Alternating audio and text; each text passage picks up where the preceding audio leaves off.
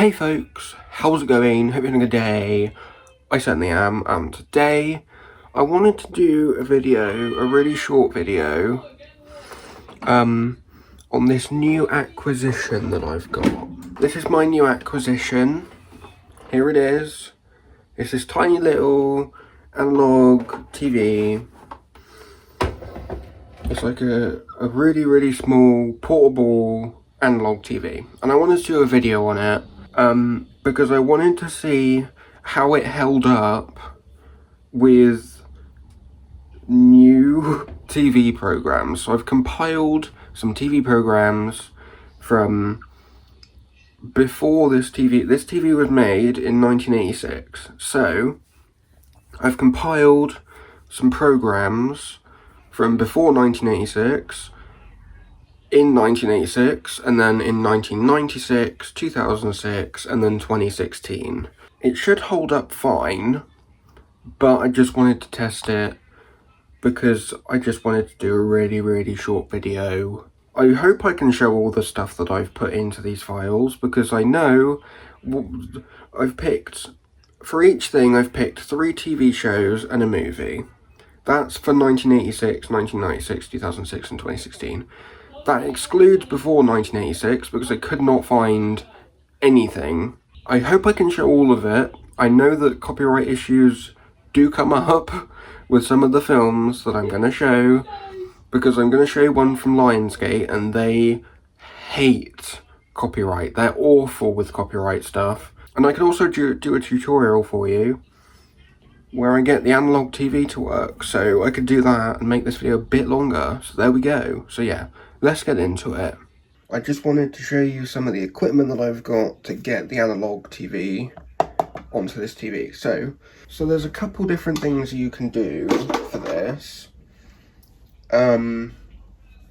This is me personally right now, and I'm going to show you a couple different things. So the first one is this. This cable is kind of necessary. It's not. If you have an external thing on the back of your TV, plug this in. This will help so much, because if you don't have one of those, you will have to plug in, you will have to attach your TV, you have to attach a bit of copper wire to this to get it to work. If you have to use the copper wire option, you need to get a VHF transformer. If you are going for the copper wire method, you will need one of these. This is a VHF transformer. You need to plug this end into our next item, which we'll show you in a minute. Then you get a little copper wire, wrap it around here. Wrap one end here. Don't put it on both, just put it on one. And then literally just attach it to the aerial. And that will work. That will work fine. This one method, if you have this one where you can plug it into the back of your TV, you get it. Here it is. Plug this end into here. This will work, trust me, because it works for me. So it should work for you. And then you literally just plug it in like that. And then the other end of your satellite cable goes into an RF modulator like this one. This will modulate your signal. So that'll be your HDMI signal or your AV signal or whatever. This will modulate it to a TV frequency that this TV can pick up. So you now need a source to plug your TV stuff from. So for me, what I'm going to do is I'm plugging my PS2. I'm going to plug my PS2 into this, into these things here. And then that will just modulate the PS2 signal to there. And that will be good. That will be fine. That will work. If you want to use an HDMI source, however, you will need to plug... you'll need to get an HDMI to AV converter and then plug the AV from the converter into here, and that will be fine. But yeah, now we can actually get into the modulating part and plug in everything in. What was that? My cupboard just likes to make weird noises now. Right, we are now all set up. We are ready to go. It's all plugged in. I managed to get it to work, so that's all good. we need to plug all our communicators and everything in. Converters, I mean. You should have all of this. You should have this plugged into here, plugged into there, and then this will plug into your PS2 or whatever you're using. We just find the external, there it is, plug that into there like that, and then that's all plugged in. We're all good. Get yourself a power cable for your modulator. Make sure you get a modulator as well. Hang on. When using a modulator, beware of the following. As I was saying, when using a modulator, make sure that you are using one that is compatible with your TV, with your TV's region. So I had before I had an NTSC modulator, a little white one, and it didn't work because my TV was PAL. Just make sure that you have a PAL one if you have a PAL TV and an NTSC one if you have an NTSC TV. So just make sure of that. Plug everything in, then switch the device we're going to be using, switch that on. We have a look at our modulator here. You can see that it says channel 33. It will come up with whatever number you want the channel to go to. So if you have a look on here, you can see it has a list of UHF channels. That's another thing as well. Make sure that your modulator can modulate to UHF or VHF. It says VHF here.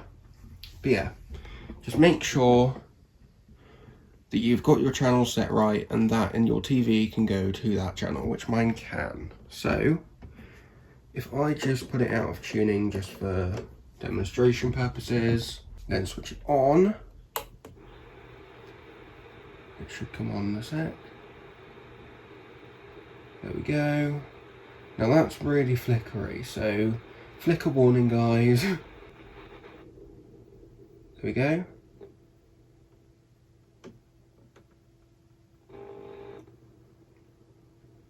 Now the picture might take a hot second to get right.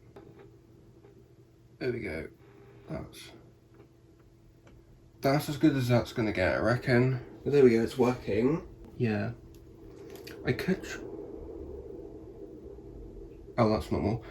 I thought that wasn't quite right. Yeah, now you're modulating, you're done, basically.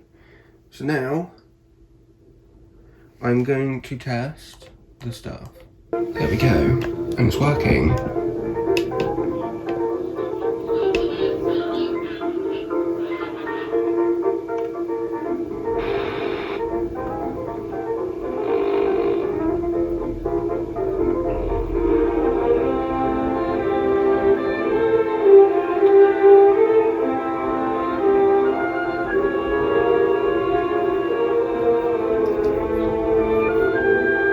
Now I don't know why my PS2, it just does this. I know what it is, it's because it's a trashy connector, that's why it doesn't work. Yeah, it's not, that's better. That's as good as we're gonna get it. So that was all the stuff from before 1986. This one is at 1986, so here we go.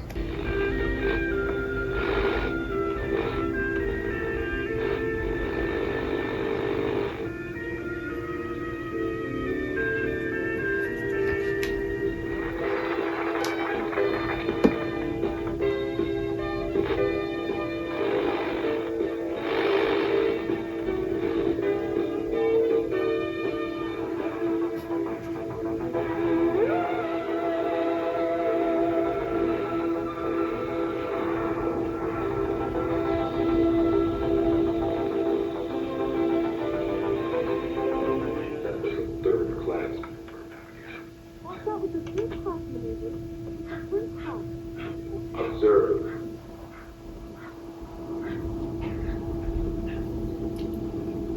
Right, so that was that one. Honestly, can't get the quality any better. Anyway, we'll go on to the next video now.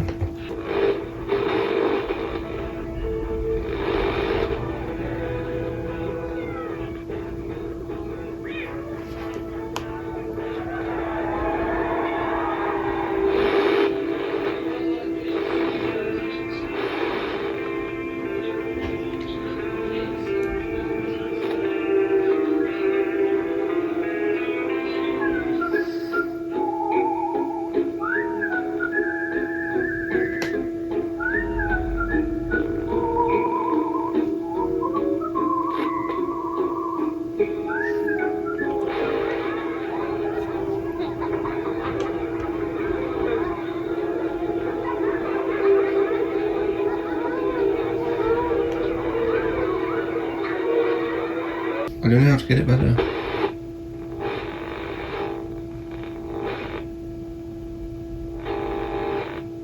That's as good as it gets. This is where the copyright might start.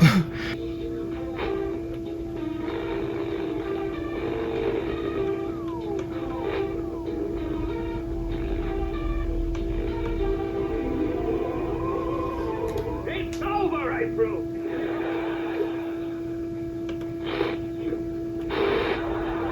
The internet! They're all gonna die! And this time, he's in Stafford! Yes, Stafford! And why do the people of Stafford get a little... Fire! Fire! Get it away from me! Get it away! Get it away! All right, keep it just... I'll probably do another one where the picture is clearer, but there we go. And this is the last one. This is, if anywhere, this is where the copyright comes in, because it's Lionsgate and it's going to be horrible. So here we go. It's hard to fathom how people manage to live through it, or how a decent person like yourself would even want to do it. Just look away.